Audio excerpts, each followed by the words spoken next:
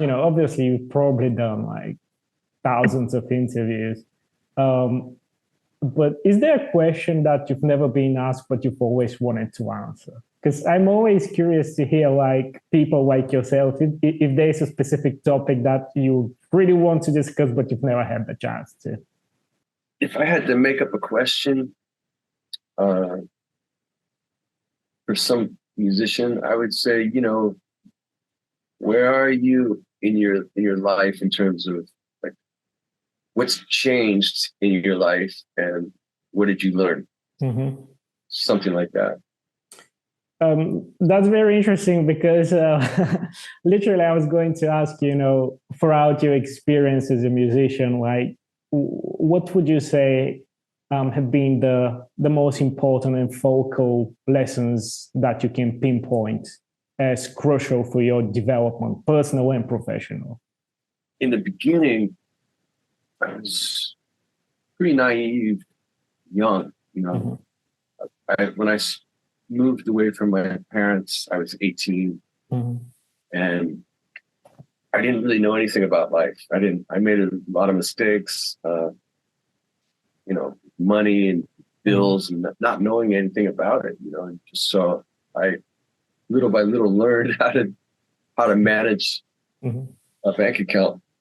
And I started teaching guitar during a time when in LA, everybody wanted to be a lead guitar player. Mm-hmm. And so I got a lot of students quickly. And I was playing live. People would come, see me play. And then they said, can you show me what you're doing? Mm-hmm.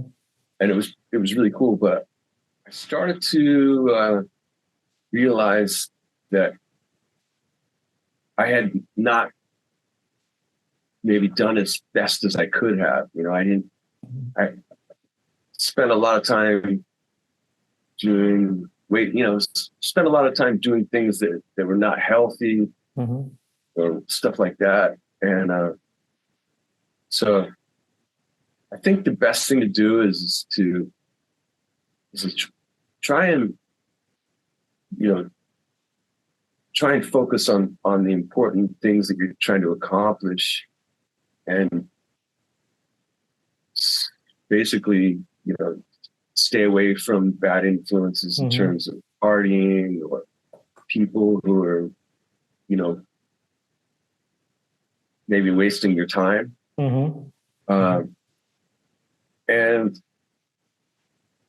it's important that you surround yourself with good people that are, of the of thinking, same Mm-hmm. thinking, because there's a thing like basically if you surround yourself with good people, you're going to be a good person. You surround yourself with talented people, and you're going to be more talented.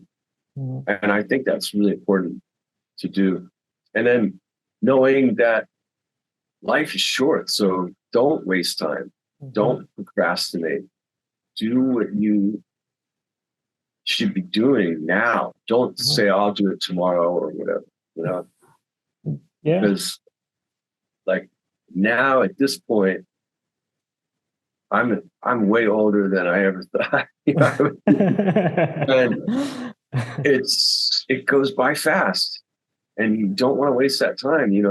I've been really lucky, super lucky, and there's a part of me that thinks like, hey, I had to go through whatever I went through, but now I realize that you really got to kick ass because life is short.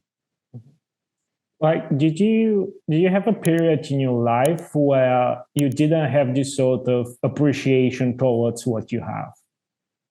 Yeah, I mean, there's been a couple times. There was some times when, I was practicing and stuff, but maybe I wasn't pushing myself. Mm-hmm. I was practicing, but I wasn't learning as much as I could have. Mm-hmm. And then there was a time with relationships where I was just, I got into relationships just so I was in one, and maybe Yeah. it didn't need to be in one or something. I don't Mm-hmm. know. I felt like I had to Mm-hmm. have a partner, but uh, I learned that relationships are difficult and can be draining on you. Mm-hmm. It's not the right fit. Finally, now I have, Yeah. I'm in a marriage that is, it's work. It works, Mm-hmm. It is work, but it works. And we've got an amazing family. And that's what's the most important thing is if you're lucky enough to have children, then, that's what it's all about. Mm. And I just feel really lucky and blessed because I can do what I love still. Mm-hmm. But no matter what, if something happened to me and I couldn't do music anymore, I would do what I have to do to take care of my kids, because that is the ultimate. That's the ultimate present in life, or animals, pets. People Mm-hmm. have their animals that they're just like kids, Mm-hmm. So, but all in all, when we're done on this earth, can't take stuff with you, so you basically trying to work hard to leave it up to your family. Mm-hmm. Mm-hmm. That's what I'm trying to do. You have to. So I can say, I want to get this guitar right here. This is a nice vintage old guitar that I needed for work. I needed it. I needed it to inspire me, which it is. But I can also say, like, okay, when I'm gone, my kids will have it and they can sell it or play it or whatever. Yeah, the feeling for just being able to provide for someone, I guess it's very rewarding and gratifying. So especially within music, because it's changed so much. It's people. I know so many musicians who are that don't get paid what they deserve. Mm-hmm. You write a song and it gets, well, you look at it was a Snoop Dogg had like 1 billion streams or something on a song. Yeah. He was like, I haven't made $1 million off that yet. Yeah. 1 million streams. Yeah. So it is what it is. But